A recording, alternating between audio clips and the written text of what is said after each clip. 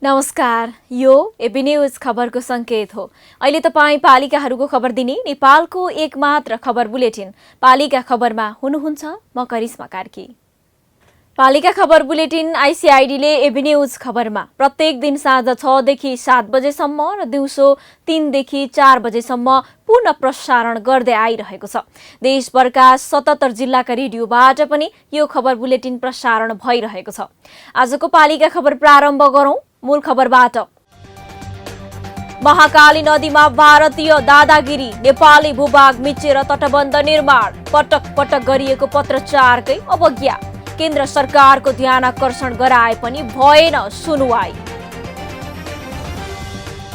स्वदेश फर्किएका सिन्धुलीका युवा कृषि पेशामा व्यस्त, टन्न आमदानी हुन थालेपछि कृषि कर्ममै भए अभ्यस्त। नगरपालिकाको लगानीले युवामा थपियो उत्साह। सडक पुगेपछि म्याग्दीको अन्नपूर्ण गाउँपालिका ठूलो बगरबासी उत्साहित, सडकले विकास भित्र्याउने दाबी, कृषि उपज निकासी गर्न सहज हुने विश्वास। कोरोना महामारीले बन्द भएका नवलपुरका विद्यालय स्वास्थ्य मापदण्ड अपनाएर सञ्चालनमा, स्कुले बसमा विद्यार्थी कोचाकोच हुँदा जोखिम। क्षणभरमै खरानी बनेको एउटा सपना के फेरि बिउतिएला? कृषकका आँसु सरकारको खोजीमा छ त सरकार, पाए त जनताले पीडाका बेला कसको आश गर्ने, कसले लगाउने मलम? कहाँ छ सरकार? जवाफ मात्र होइन, समाधान पनि खोज्दैछन् जनता।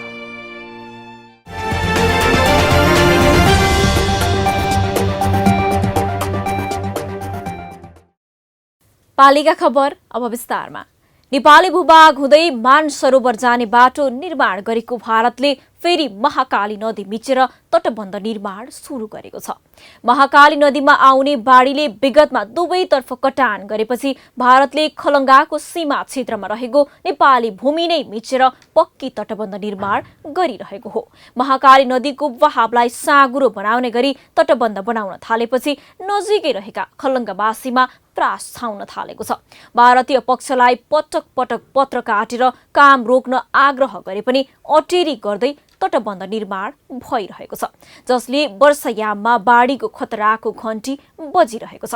दार्चुलाबाट पालिका खबरदाता नरेन्द्र कार्कीको एक रिपोर्ट। पक्की तटबन्ध निर्माण गरेको हो।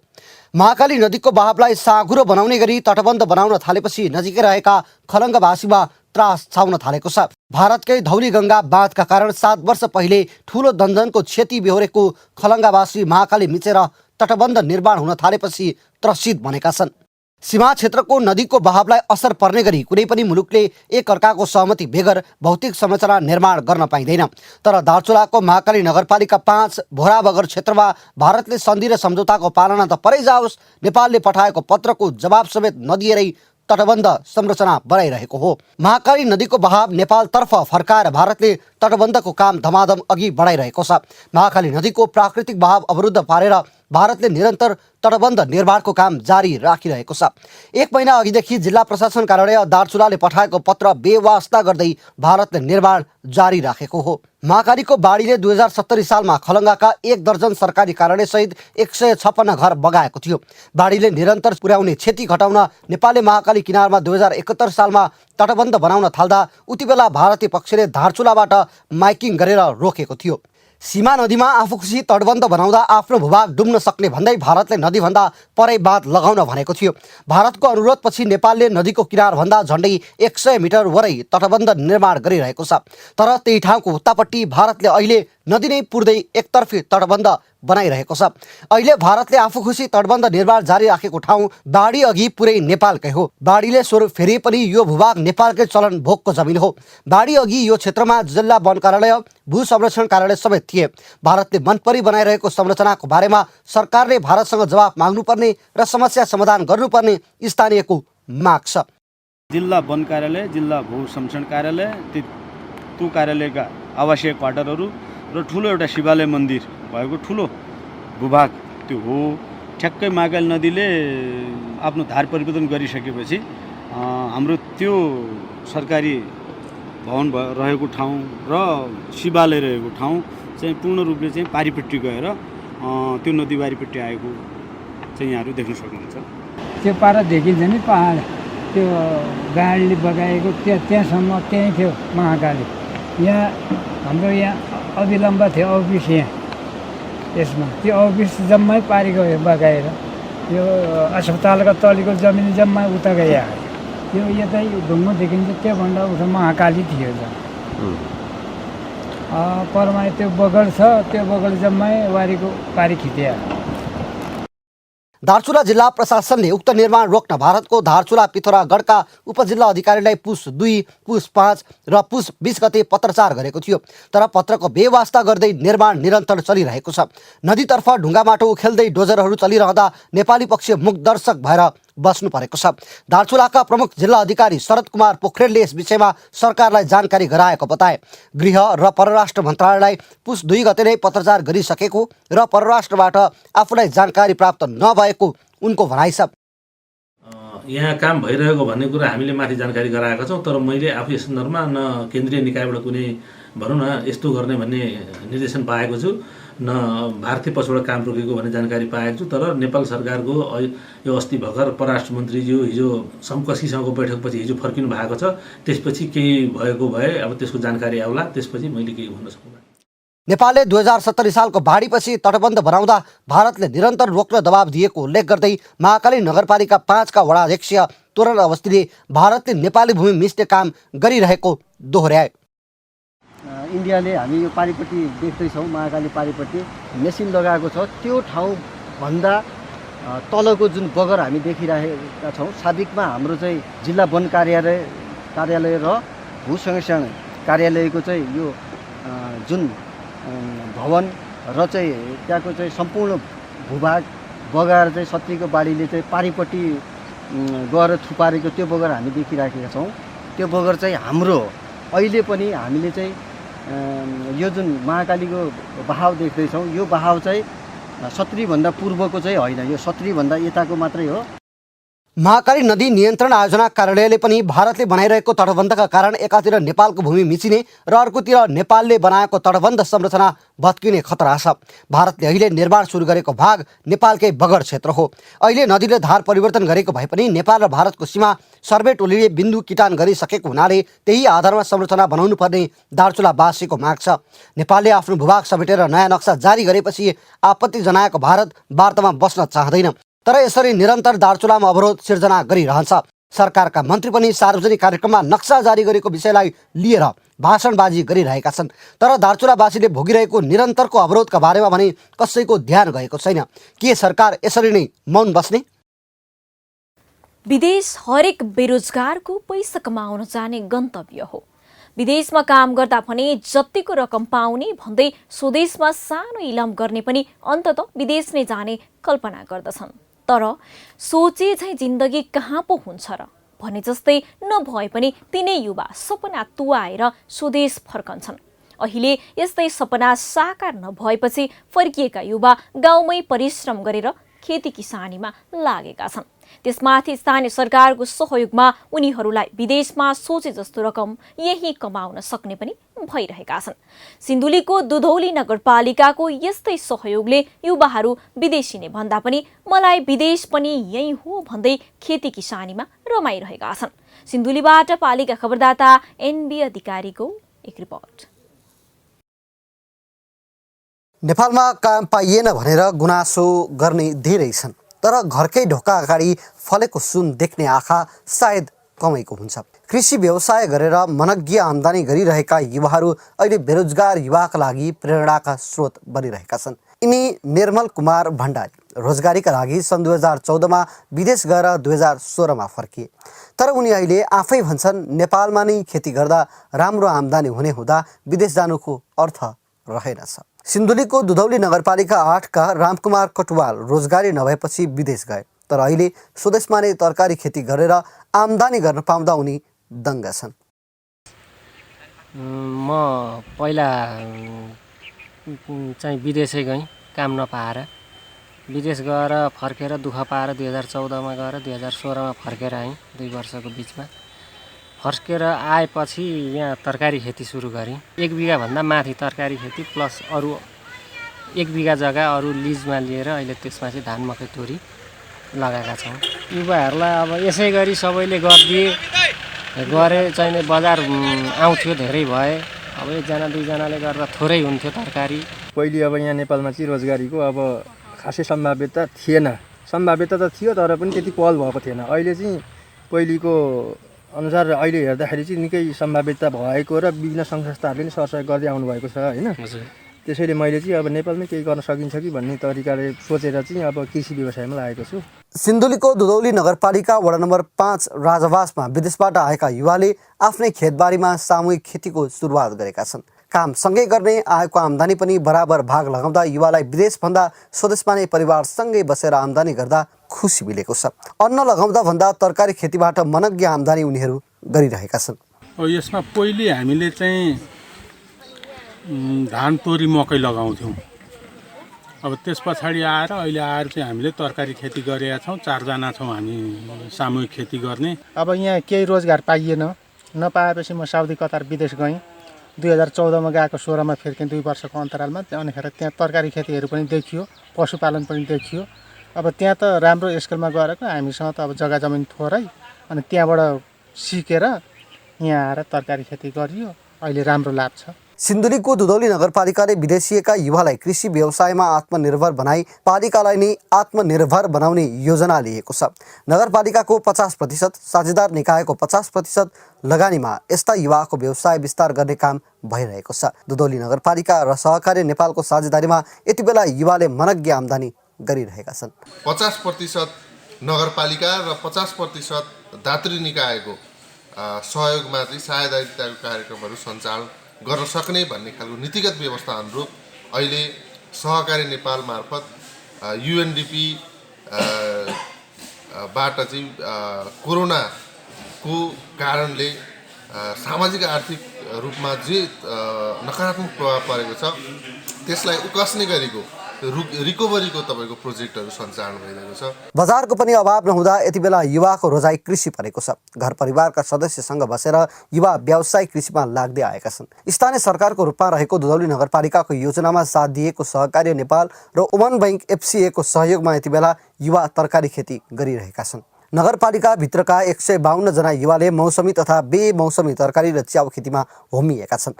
आर्थिक तथा सामाजिक रूपमा पछाडि परेका युवा तथा महिलाले प्रत्यक्ष रूपमा लाभ लिइरहेका छन्। व्यावसायिक रूपमा तरकारी खेती गरेका युवालाई प्रोत्साहित गर्दै उत्पादन वृद्धि गर्दै लैजाने योजना पनि बनाउन नगरपालिकाले अब ध्यान दिन आवश्यक छ। पालिका बुलेटिनमा अब पालो ओपन ब्यालटको। आजको ओपन ब्यालटमा हामीले स्थानीय सरकारले आफ्नो नीति तथा कार्यक्रम अन्तर्गतका योजना कतिको लागू गरेका छन् भनेर पाल्पा र नुवाकोटवासीलाई सोधेका छौं। हेरौं के भन्छन् उनीहरू।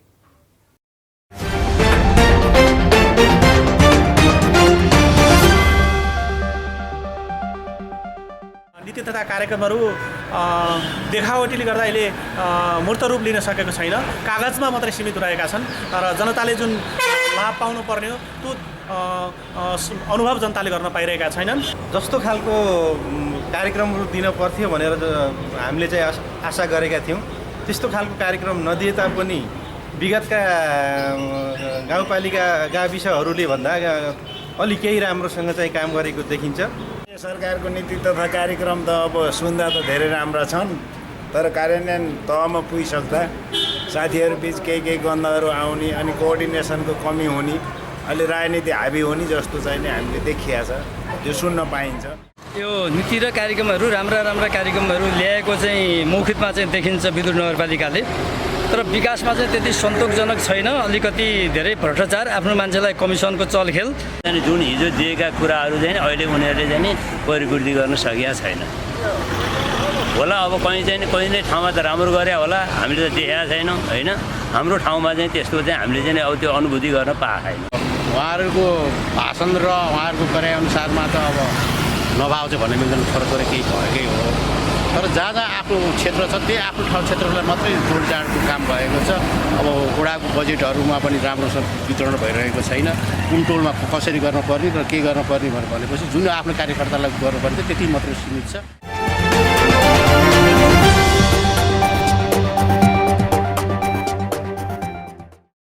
पालिका खबरको सिलसिला अझै जारी छ, त्यसअघि विश्राम अघि मूल खबर। महाकाली नदीमा भारतीय दादागिरी, नेपाली भूभाग मिचेर तटबन्ध निर्माण, पटक पटक गरिएको पत्रचारकै अवज्ञा। केन्द्र सरकार सडकले विकास भित्र्याउने दाबी, कृषि उपज निकासी गर्न सहज हुने विश्वास।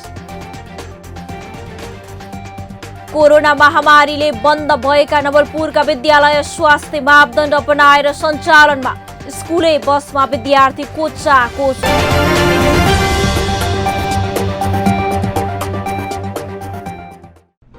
जन जनको आशा, भरोसा र विश्वास हो पालिका। जनताद्वारा जनताले जनताकै लागि शासन गर्ने संयन्त्र हो पालिका। उसो भए जनताले के पाइरहेका छन्, के थिए त अपेक्षा? नेतृत्व, नीति र व्यवहार सही छ? बजेट, कार्यक्रम र अभियान पर्याप्त छन्? गरेन, भएन, हुँदैन मात्र भन्ने कि अब यसो गरौँ र यसरी गरौँ पनि भन्ने? पहरेदारी र खबरदारीसँगै अब दिशानिर्देश गर्नु छ। हाम्रो स्थानीय सरकारलाई सचेत गराउने हाम्रै समाचारले हो। अब अट्नेछ सबैको खबर। यो हो पालिका खबर।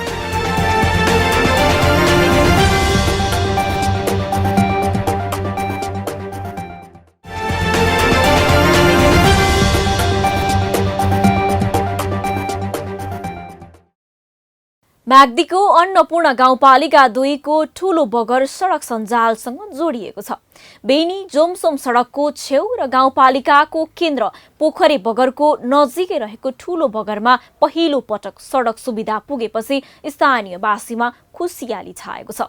म्याग्दीबाट पालिका खबरदाता सन्तोष गौतमको एक रिपोर्ट।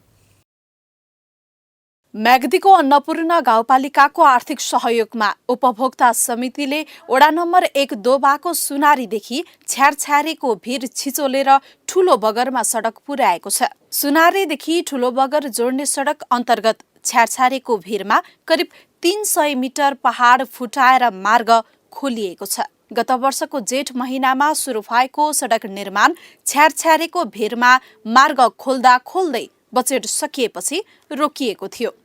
गत वर्ष 15 लाख रुपियाँ विनियोजन गरेको सडकलाई यस वर्ष थप 12 लाख रुपियाँ विनियोजन गरेर पूर्णता दिएको हो। सडक निर्माण भएपछि स्थानीयवासीलाई आवत जावतका साथै कृषि उपज निकासी गर्न र निर्माण सामग्री ढुवानी गर्न सहज भएको छ। सडक सञ्जालले जोडिने बित्तिकै अब कृषकले उत्पादन गरेको वस्तुहरू सहज बजार व्यवस्थापन गर्ने कुराहरू हुन्छ र अर्को कुरो पूर्वाधार निर्माण लगायतका अन्य कुराहरूमा चाहिँ अब सामानहरू ढुवानी गर्न पनि यसले सहजता हुने भयो। गाउँपालिकाको केन्द्र पोखरे बगर र ठूलो बगरलाई बीचमा बगेको काली गण्डकीले छुट्याएको छ। यो सडकबाट ठूलो बगरका साथै कटुन्जे र सुनारीका बासिन्दा लाभान्वित भएका छन्। ठूलो बगर, कटुन्जे र सुनारीका 195 घरधुरीलाई सुविधा पुग्ने उपभोक्ता समितिले जनाएको छ। चालु आर्थिक वर्षमा ठूलो बगरबाट कटुन्जेतर्फ सडकले जोड्ने निर्वाचन क्षेत्र पूर्वाधार विकास कार्यक्रम मार्फत 8 लाख रुपियाँ विनियोजन भएको छ। थप 1.5 किलोमिटर मार्ग खोलेपछि कटुन्जेलाई सडकले जोड्न सक्ने उपभोक्ता समितिले जनाएको छ। अब आउने लगभग 10-12 लाख बजेट हामीले विनियोजन गर्न सकियो भने हाम्रो ट्रेक कृषि सञ्जालले छोएको ट्रेकलाई हामीले पूर्ण रूपले विस्तार गर्न सकिने अवस्था छ। सडक सुविधा नभएका कारण कटुन्जेमा उत्पादन भएको सुन्तला बजार पुर्याउन सकिएको छैन। सडक सुविधासँगै ठूलो बगर, कटुन्जे र सुनारीलाई सुन्तला तरकारी खेतीको पकेट क्षेत्र बनाई स्थानीयवासीको आय आर्जन सुधारमा सहयोग पुग्ने अपेक्षा गरिएको छ। कोरोना महामारीका कारण बन्द भएका विद्यालय बल्ल खुल्न थालेका छन्। 2077 सालको शैक्षिक सत्र सकिने लाग्दा विद्यालयमा नै भौतिक उपस्थित भएर विद्यार्थी अध्ययन गर्न सुरु गरेका छन्। सरकारले अघि सारेको स्वास्थ्य मापदण्डको पालना गर्दै विद्यालय खुले पनि अधिकांश विद्यालयले भने अझै पनि मापदण्ड पालना गर्न सकेका छैनन्। तर कतिपय विद्यालयले भने विद्यार्थी ल्याउने र पुर्याउने बसमा कोचाकोच गरेर विद्यार्थी चढाउँदा जोखिम भने कायमै छ। नवलपुरबाट पालिका खबरदाता रामकुमार श्रेष्ठको एक रिपोर्ट। कोरोना भाइरसको महामारीका कारण गत चैत्रबाट सरकारले विद्यालय बन्द गर्यो। अधिकांश शैक्षिक सत्र विद्यालयले आन्तरिक मूल्याङ्कनका आधारमा नै सम्पन्न गरे। 2076 सालमा जे भयो 77 सालको पनि सुरुवातदेखि नै विद्यालय खुल्न सकेनन्। केहीले वैकल्पिक शिक्षण सिकाइको माध्यम अपनाए, तर विद्यालय गएर नै पठन पाठन गर्ने अवस्था विद्यार्थीले पाएन। 77 साल सकिन अब 2 महिना मात्र बाँकी छ। अवस्था भने जस्ताको तस्तै छ। सरकारले कोभिड-19 को संक्रमण कम भएका जिल्लामा विद्यालय सञ्चालन गर्ने अनुमति दिए पनि अभिभावकले त्रासका कारण छोराछोरीलाई विद्यालय पठाउन सकेका छैनन्। कतिपय विद्यालय अझै पनि पूर्ण रूपमा खुला हुन नसक्दा नवलपुरमा भने विद्यालय सञ्चालनमा आएका छन्, तर सरकारले अघि सारेका स्वास्थ्य मापदण्ड अपनाएर। कक्षा कोठामा विद्यार्थीले अनिवार्य मास्क प्रयोग गर्नुपर्नेदेखि विद्यालय परिसरभित्र छिर्दा अनिवार्य साबुन पानीले हात धुनुपर्ने, शरीरको तापक्रम नाप्नुपर्ने लगायतका प्रावधानसहित विद्यालय पूर्ण रूपमा सञ्चालनमा आएका छन्।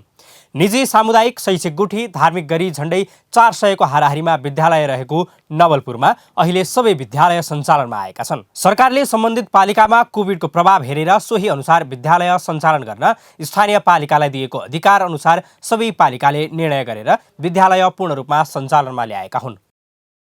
नेपाल सरकारले अब विद्यालय सञ्चालन सम्बन्धी सबै अधिकार पालिकालाई दिइसकेपछि अहिले कोभिडको प्रभावको कारणले जुन पालिकामा कोभिडको प्रभाव कम छ त्यो पालिकाहरूमा पालिकाले निर्णय गरेर विद्यालय कुन मोडलिटीमा सञ्चालन गर्ने र कसरी सञ्चालन गर्ने, कुन कुन मापदण्डलाई चाहिँ अनिवार्य रूपमा फलो गर्ने आदि इत्यादिको विषयमा चाहिँ पालिकालाई दिएको अधिकारका आधारमा नवलपुर जिल्लाका धेरै पालिका सबै पालिकाले निर्णय गरेर नै सबै विद्यालयलाई पूर्ण रूपमा खोलिएको अहिलेको अवस्था छ। त्यसो त नवलपुरका कतिपय पालिकामा कार्तिकदेखि नै 2 शिफ्ट गराएर दैनिक 3 घण्टा मात्र विद्यालय सञ्चालन गरिएको थियो भने बाँकीले मङ्सिरदेखि विद्यालय खोल्न सुरु गरेका थिए। तर अहिले भने बिहान 10 बजेदेखि 4 बजेसम्म नै विद्यालय सञ्चालनमा आएका छन्। तर केही विद्यालयले भने अझै पनि स्वास्थ्य मापदण्ड पालना गरेका छैनन्। धेरै विद्यार्थी रहेका विद्यालयमा भने एउटै डेस्कमा 3 देखि 4 जनासम्म विद्यार्थी राखेर सञ्चालन गरिएको छ। अहिले हामीले सहज रूपमा विद्यार्थीहरूलाई पहिलेकै जस्तै गरी अब हामीले कक्षा सञ्चालन गरेका छौँ र विद्यार्थीहरूको सङ्ख्या र विद्यार्थीहरूको चाहिँ नि जुन चापलाई समेत मध्यनजर राखेर उनीहरूलाई अहिले एउटा बेन्चमा करिब 3 देखि 4 जनाभन्दा बढी विद्यार्थी नराखिकन अनिवार्य रूपले उनीहरूले मास्क लगाएर विद्यालयमा हामी आउन चाहिँ अहिले गेटमै बसेर हामीले चेकअप गरेर हामीले गरिरहेका छौँ। 4 नगरपालिका र 4 गाउँपालिका रहेको नवलपुरको बौद्धिकाली, बालिङटार र होप्सेकोट गाउँपालिकामा अहिले कोरोनाको कहर खासै देखिँदैन भने अन्य 5 स्थानीय तहमा अहिले जम्मा 50 को हाराहारीमा मात्रै कोरोनाका सक्रिय सङ्क्रमित छन्। देवचुली नगरपालिकाका विद्यालयले विद्यालय सञ्चालन गर्ने भन्ने निर्देशन बमोजिम सुरुमा आलो पालो र अहिले नर्सरी कक्षादेखि नै पूर्ण रूपमा कक्षा सञ्चालन गरिरहेका छन्। विकल्पहरू छनौट गरेर विद्यालय सञ्चालन गर्ने भन्ने निर्देशन बमोजिम हामीले चाहिँ सिफ्ट र आलो पालोमा सुरुमा हामीले आलो पालो र सिफ्ट गरियो, त्यस पछाडि सिफ्टमा सबै विद्यार्थीहरू बोलाइयो र अहिले चाहिँ हामीले फेरि पूर्ण रूपले हिजोदेखि आइतबारदेखि हामीले पुरै विद्यार्थीहरू 10 देखि 4 बजेसम्म नर्सरी कलादेखि नै बाल विकासका विद्यार्थीहरू समेतलाई नै हामीले बोलाएर पठन पाठन सुरु गरिएको छ। कोरोनाको कहरका बीच सामाजिक सुरक्षा कायम गरेर विद्यालय सञ्चालन गर्नु उपयुक्त हो। तर कतिपय विद्यालयले स्कुल बसमा विद्यार्थी लैजाँदा कोचाकोच गरेर लैजाने, विद्यार्थीको बढी चाप भएको विद्यालयमा सामान्य अवस्थामा झैँ गरी विद्यार्थीको भौतिक दूरी कायम हुने गरी डेस्क बेन्चको व्यवस्थापन गर्न नसक्दा कतै कोभिडको मारमा बालबालिका त पर्ने होइनन् भन्ने चिन्ता भने कायमै छ।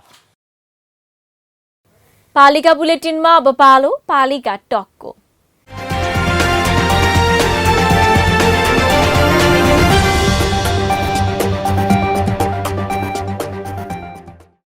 आजको पालिका टकमा हामीसँग हुनुहुन्छ तेह्रथुमको फेदाप गाउँपालिकाका अध्यक्ष हरिप्रसाद चोङवाङ। उहाँसँग गाउँपालिकाले हालसम्म गरेका पूर्वाधार विकास, पालिकाको दीर्घकालीन नीति र प्रगति लगायतका विषयमा केन्द्रित रहेर कुराकानी गर्दैछौँ। स्वागत छ अध्यक्षज्यू यहाँलाई पालिका टकमा। धन्यवाद। हजुर अध्यक्षज्यू, तपाईहरू निर्वाचित भएर आएको 3 वर्ष बढी भएछ। यो अवधिमा आफूले गरेका कामको समीक्षा कसरी गर्नुहुन्छ बताइदिनुहोस् न। आफ्नो गाउँपालिकाहरूमा चाहिँ समग्र विकास गर्नका निम्ति हामीले खानेपानी, सिँचाइ, तपाईँको चाहिँ के अरे बाटाहरू, पूर्वाधारका चाहिँ के अरे विषयमा, अनि विद्यालय शिक्षा सम्बन्धीका कुराहरू अलिक धेरै कुराहरू अगाडि बढाएका छौँ र त्यसमा मध्ये पनि हामीले 3 वर्षमा चाहिँ एउटा अत्यन्तै एउटा राम्रो अथवा यो चाहिँ के अरे फेदापमा चाहिँ अहिलेसम्म चाहिँ लागू भएको र जनप्रतिनिधिले गरेको काम भनेको तपाईँको चाहिँ गाउँपालिकामा हुन त अब सङ्घीय सरकारले पनि खर पराल मुक्त गाउँ के अरे गाउँपालिका बनाउने भन्ने चाहिँ नीति कार्य। अध्यक्षज्यू, हजुरले यो खरको छानोमुक्त भनिरहँदाखेरि मलाई यसैमा एउटा प्रश्न गर्न मन लाग्यो। खरको छानोमुक्त बनाउने, गोठदेखि ओठसम्म हरेक वडा कार्यालयलाई सडक सञ्जालमा जोड्ने जस्ता कार्यक्रम छन्। यिनको प्रभावकारी कार्यान्वयनका लागि कसरी योजनाबद्ध रूपमा अघि बढिरहनु भएको छ त बताइदिनुहोस् न। अब त्यो खर पराल मुक्त गाउँपालिका घोषणा गर्ने भन्ने खालको कुरा चाहिँ हाम्रो चाहिँ सङ्घीय सरकार भन्दा पनि हामी एक कदम चाहिँ अगाडि थियौँ। त्यस पछाडि हामीले चाहिँ एउटा नीति कार्यक्रम बनाइसकेपछि सङ्घीय सरकारले पनि अहिले बनाएको छ र हामीले लगभग फेदापका समग्र चाहिँ के अरे वडाहरूमा चाहिँ खर पराल मुक्त गाउँपालिका बनाउने भनेर चाहिँ घोषणा पनि गरेका छौँ र हामीले केही गाउँपालिकादेखि केही बजेटहरू पनि हामीले चाहिँ विनियोजन गरेका छौँ र हाम्रो स्वभावैले पनि हाम्रो फेदाप गाउँपालिका चाहिँ अलिकति सुखाग्रस्त क्षेत्रहरू पनि र अब त्यहाँ करिब अब त्यो तपाईँको चाहिँ हिउँदको दिनमा पनि अब अलिक सुखाग्रस्त भएको हुनाले चाहिँ अब यो तम्मरका घरतिरका र अब ती अलिकति तल औल साइडका चाहिँ के अरे ठाउँहरूमा चाहिँ डढेलो लाग्ने र अब त्यसले चाहिँ के अरे धेरै चाहिँ भनौँ न अब जनधनको चाहिँ क्षतिग्रस्त पुर्याउने हुनाले चाहिँ हामीले ती घरहरू लाई चाहिँ अब पहिला प्राथमिकता दिएर चाहिँ तिनीहरूलाई चाहिँ खर पराल मुक्त बनाउने भन्ने खालको हाम्रो एउटा उद्देश्य थियो र त्यस पछाडि अब तपाईँको विपन्न गरिब वर्गहरूको चाहिँ घरहरूमा चाहिँ अब टिन लाउन नसक्ने भएको हुनाले चाहिँ हामीले त्यस्तो चाहिँ विपन्न गरिबहरूलाई चाहिँ छानेर हामीले उहाँहरूलाई चाहिँ के अरे यो खर पराल मुक्त गाउँपालिका बनाउने भन्ने कुरामा चाहिँ हामी लाग्यौँ। हजुर अध्यक्षज्यू, अझै करिब 2 वर्ष तपाईँहरूको कार्य अवधि बाँकी छ। यस बीचमा तपाईँले के काम गर्ने योजना बनाउनु भएको छ, ती काम कसरी पुरा गर्नुहुन्छ त? अब अहिले चाहिँ के अरे नेपालको चाहिँ के अरे पहिलो र एसियाकै दोस्रो हेतुङ झरना पनि यहाँ पर्छ र यसलाई पनि अब अलिकति गरेर चाहिँ यसलाई चाहिँ भोलि आमदामीको अथवा आय स्रोतको चाहिँ बाटो बनाएर चाहिँ फेदापलाई चाहिँ अलिकति आर्थिक एउटा चाहिँ ऊ चाहिँ आउने अथवा यसलाई चाहिँ आर्थिक सङ्कलन गर्ने एउटा माध्यम बनाउनको निम्ति पनि हामीले यहाँ लागेका छौँ। यसलाई पनि अब हामी एकदम जोडेर हामी लानेछौँ र अन्य धेरै अब पर्यटकीय स्थल, धार्मिक स्थलहरू छन्, त्यहाँ पनि हामी त्यसलाई एकदमसँग चाहिँ त्यसलाई चाहिँ अगाडि बढाउने र यहाँ चाहिँ पर्यटकहरूलाई धेरै भित्र्याउने भन्ने खालको पक्षमा पनि हजुर। हस् अध्यक्षज्यू, यो महत्त्वपूर्ण समय दिनुभयो, यहाँलाई धेरै धेरै धन्यवाद। हवस् त, ल यहाँलाई पनि धन्यवाद।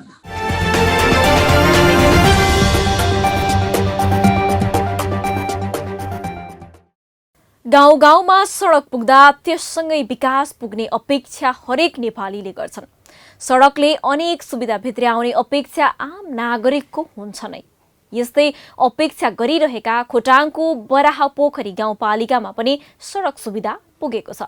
स्थानीय सरकारको सहयोगमा निर्माण भएको सडकले उपभोग्य सामग्री ओसार पसार गर्न सहज बनाएको छ। त्यति मात्र नभई गाउँपालिकाका 6 वटै वडामा सडक निर्माण हुँदा स्थानीय सरकार पनि खुसी भएको छ। खोटाङबाट पालिका खबरदाता दमन राईको एक रिपोर्ट। स्थानीय तहको निर्वाचन अगाडि खोटाङको बराहापोखरी गाउँपालिकामा धापलाङ धर्तुङ चिसापानी सडक र बमशिलाघाट चिसापानी सडक मात्र सञ्चालनमा थियो। बमशिलाघाट चिसापानी सडक पनि जोडिन बाँकी नै थियो। जब 2074 सालमा स्थानीय तहको निर्वाचन भए र जनप्रतिनिधि गाउँ गाउँ आए, त्यसपछि बमशिलाघाट चिसापानी सडकलाई जोड्ने काम भयो। नवनिर्वाचित जनप्रतिनिधिले बनिसकेका सडकलाई स्तर उन्नति गर्ने र गाउँपालिकाका वडा जोड्ने कच्ची सडक निर्माणको कामलाई प्राथमिकतामा राखे। फलस्वरूप हाल गाउँपालिकाका 6वटै वडामा सडक पुगेको छ। रोडको अवस्था भनेको एउटा धापलाङ घाट चिसापानीमा तपाईँको ट्र्याक ओपन भएको थियो, त्यो पनि सामान्य त्यसलाई स्तर उन्नति गर्ने चाहिँ हामी निर्वाचित भइसके पछाडि नै गरेका हौँ। अर्को एउटा बमशिलाघाट चिसापानी भन्ने थियो, त्यसको बिचमा ग्याप रहेको थियो। त्यो रोडलाई पनि हामीले बिचमा जोडेर बमशिलाघाटदेखि चिसापानीसम्म पनि हामी स्थानीय जनप्रतिनिधि आइकन त्यो रोड पनि सुचारू भएको हो। सडक विस्तारलाई प्राथमिकतामा राखेका कारण अहिले बराहापोखरीको वडामा आउजाउ गर्नका लागि कुनै समस्या छैन।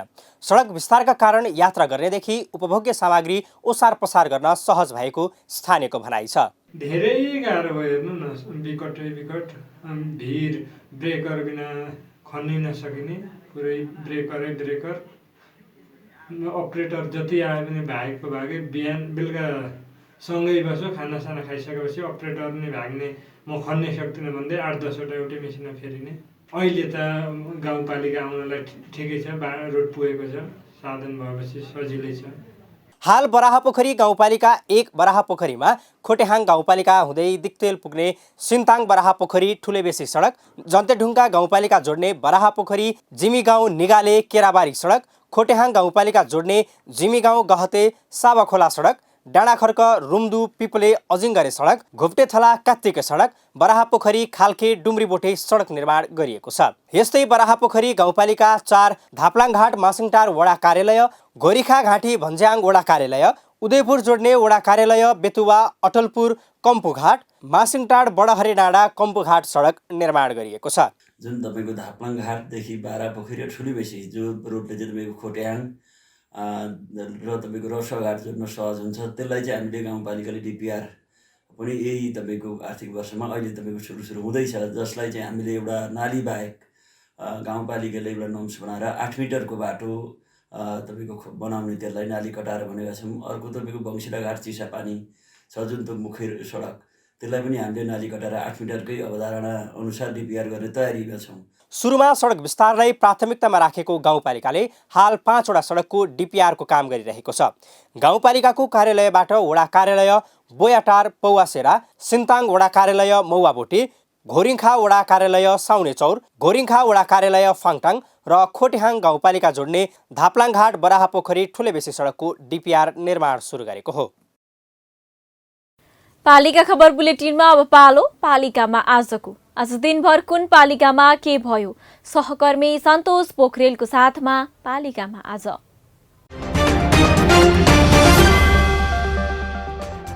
म्याद गुज्रिएका औषधि वितरणपछि दैलेखको 820 नगरपालिकाको स्वास्थ्य शाखामा स्थानीयले लगाए ताला। फार्मेसी र मिलेमत्तो गरी नगरका कर्मचारीलाई कारबाही नगरेसम्म ताला नखोल्ने स्थानीयको अडान।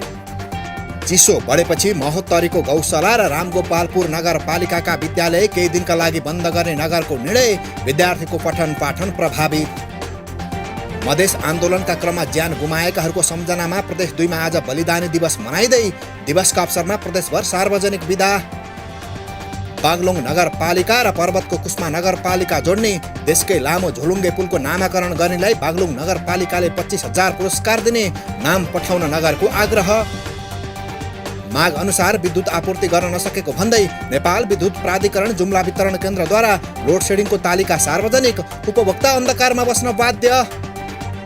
अवैध रूपमा काठ ओसार पसार गर्ने 7 जना नुवाकोटको बेलकोटगढी नगरपालिका 5बाट पक्राउ परेकाहरूलाई वन कार्यालयले कारबाही प्रक्रिया अघि बढायो।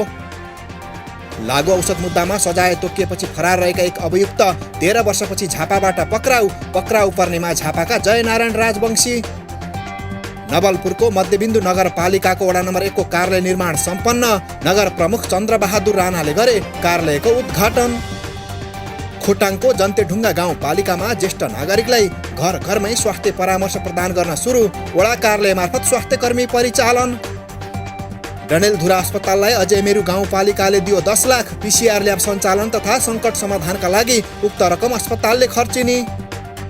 सडक अनुगमनमा गएका हुम्लाको अदानचुली गाउँपालिकाका जनप्रतिनिधिमाथि स्थानीयले गरे हातपात, वडा नम्बर 1 का वडा अध्यक्ष रक थापासहित 3 जना घाइते। कञ्चनपुरको बेतकोट नगरपालिका वडा नम्बर 2 मा नेपाल टेलिकमको 4G सेवाका लागि टावर निर्माण सुरु, बेतकोटवासीले पाउने भए सञ्चार सुविधा।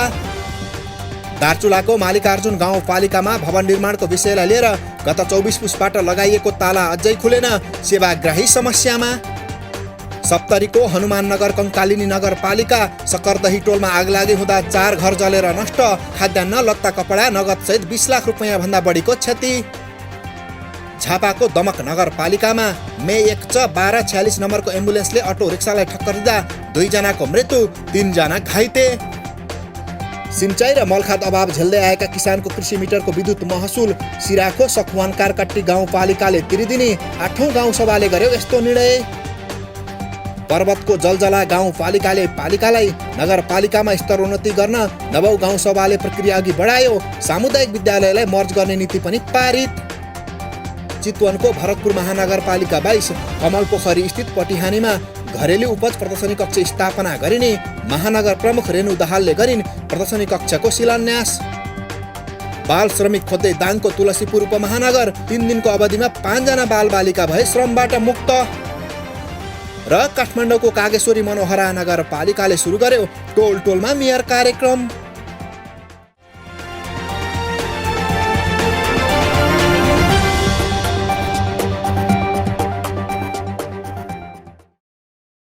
गाउँमा विकासको लहर आउने कि त पर्यटकीय क्षेत्रबाट हो वा आर्थिक रूपमा समुन्नत भएर नै हो।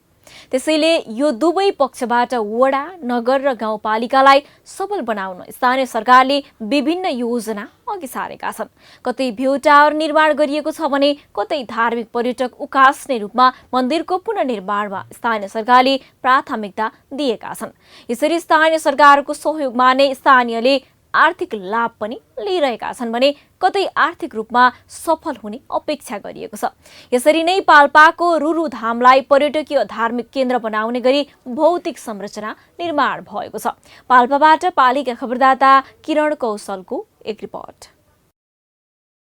पाल्पा, गुल्मी र स्याङ्जाको सङ्गम स्थलमा पर्ने नेपालका 4 धाम मध्ये एक धाम रुरु धामलाई पर्यटकीय धार्मिक केन्द्र बनाउने गरी भौतिक संरचना निर्माण थालिएको छ। धार्मिक पर्यटकीय गन्तव्य बनाउने गरी योजना तयार गरी लुम्बिनी प्रदेश सरकारले पूर्वाधार निर्माण थालेको हो। धार्मिक पर्यटकीय पूर्वाधार अन्तर्गत रिडी खोला र कालीगण्डकी क्षेत्रमा तटबन्ध बनाइने र ऋषिकेशव मन्दिर संरक्षण गरिनेछ। नेपालकै ठूलो धार्मिक तीर्थस्थल बनाउने योजना सहित प्रदेश सरकारले पूर्वाधार निर्माण थालनी गरेको जनाएको छ। प्रदेश सरकारको योजना अनुसार रिडीदेखि रुद्रबेनीसम्म 79वटा धार्मिक संरचना निर्माण गरी धार्मिक स्थल निर्माण हुनेछ। कालीगण्डकी र रिडी खोलाले रुरुधाम र बस्ती कटान गरी जोखिम बढाउँदै गएपछि यसको संरक्षणको पहल भएको हो।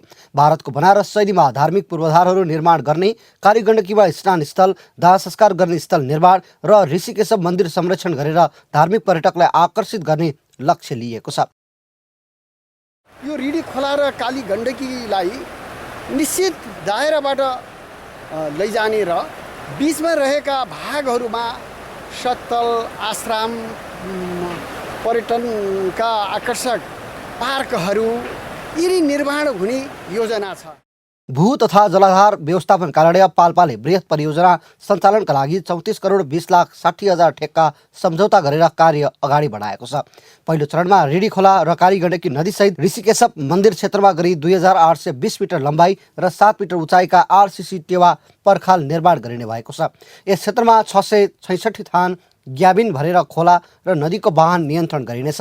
टेवा पर्खाल र ग्याबिन बनेपछि पाल्पा र गुल्मी खण्डमा रिडी खोला र ऋषिकेशव मन्दिर वरिपरि करिब 2.5 हेक्टर र रुरु क्षेत्रधामको 50 हेक्टर जमिन संरक्षण हुने जनाइएको छ।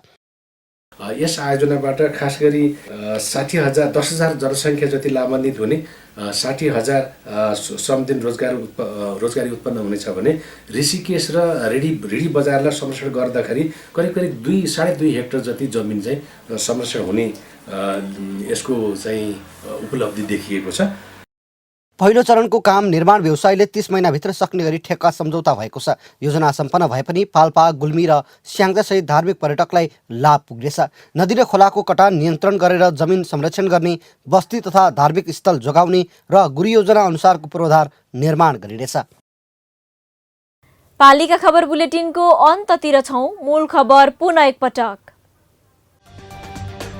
महाकाली नदीमा भारतीय दादागिरी, नेपाली भूभाग मिचेर तटबन्ध निर्माण, पटक पटक गरिएको पत्रचारकै अवज्ञा, केन्द्र सरकारको ध्यान आकर्षण गराए पनि भएन सुनुवाई।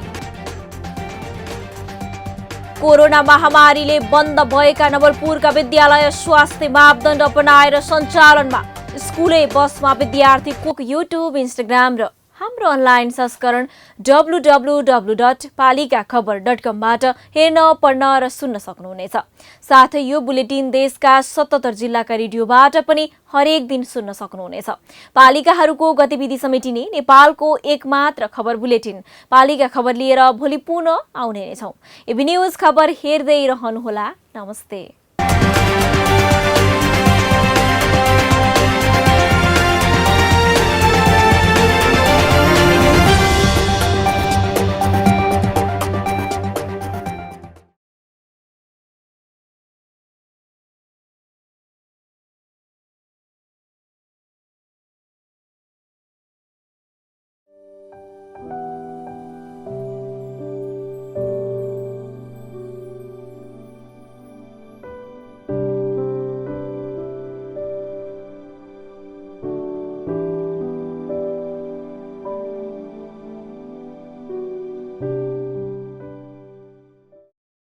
कोरोना भाइरसबाट बस्ने उपायहरू।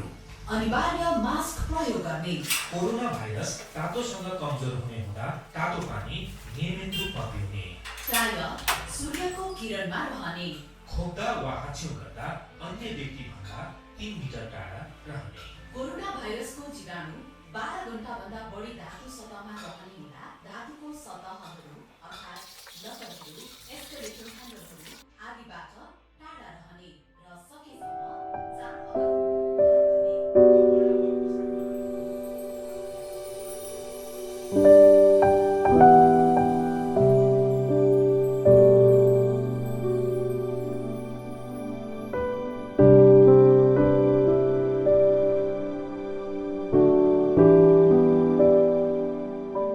सानो छँदा मैले एउटा सपना देखेकी थिएँ, एउटा फरक कथाको सपना। छोड्नुस्, यी सपना कहिले पूरा भएन। लकडाउन, यसै नि म सधैँ पिँजडामा बस्न नचाहने मान्छे। यसै नि मेरो लागि मास्क लगाएर बजार घुम्नु कुनै विशेष थिएन, किनकि जान अनजान कुनै पनि ठाउँमा आफ्नो पहिचान लुकाउन यही प्रयोग गर्ने गर्छु। कहिले आफन्तको बीचमा त कहिले समाजको लागि।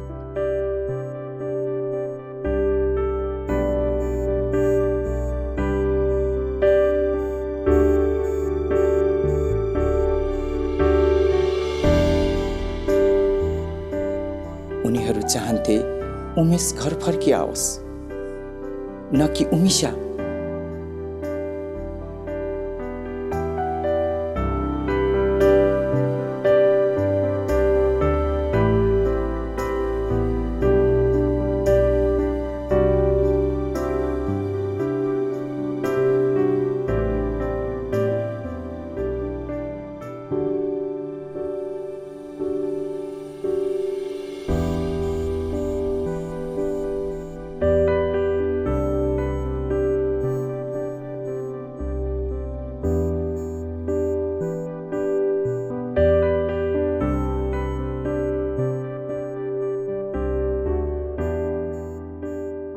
यो सबै हुनु बापत पनि आफूलाई सम्हालेकै थिएँ।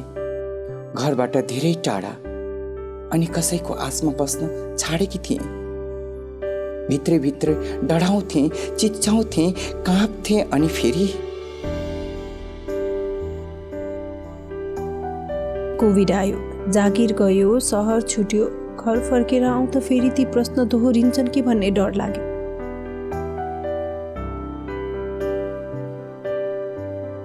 बिहे किन गर्दैनौ?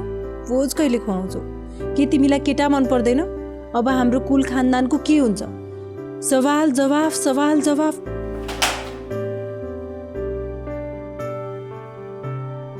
उफ, थाकिसके। कोभिडको बेला एक्लोपनले कोतरिरह्यो, तर मनका कुरा मनमै रह्यो।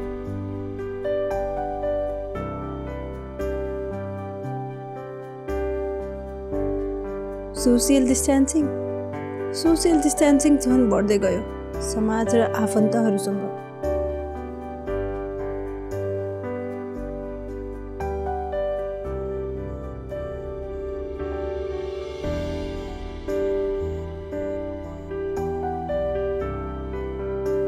कोभिडभन्दा डर त तब लाग्यो जब हार्मोनको औषधि निरन्तरता दिन गाह्रो पर्यो अनि सुरु भयो पिरियड र पिरियड क्र्याम्प्स। यी चोटहरू त धेरै आनन्दमयी थिए जति आफ्नो शरीरको बनावट फरक हुँदै थियो अनि एक्लै रुन थाले, मनमा प्रश्नहरूले बिजाउन थाले। कोभिडले केही नसिकाए पनि मास्कको महत्त्व पक्कै सिकायो। आफ्नोपनको महसुस जनायो, एक्लोपनको पीडा बुझायो अनि फेरि त्यही पिजडाको भाव महसुस गरायो। बल्ल बल्ल उड्न खोजेको थिएँ, हाँस्न थालेको थिएँ।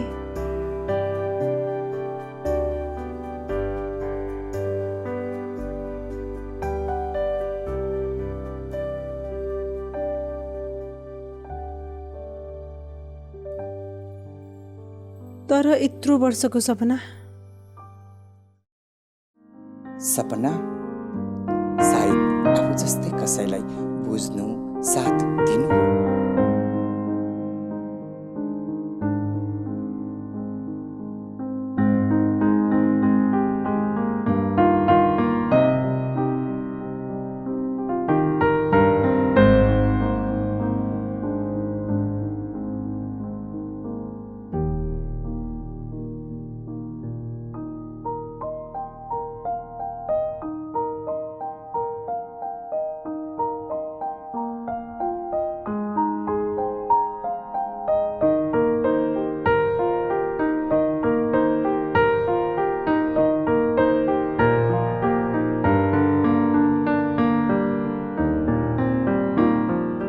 कोभिडले लिएर आएको मास्कको आवश्यकता कुनै दिन पक्कै छुट्ला।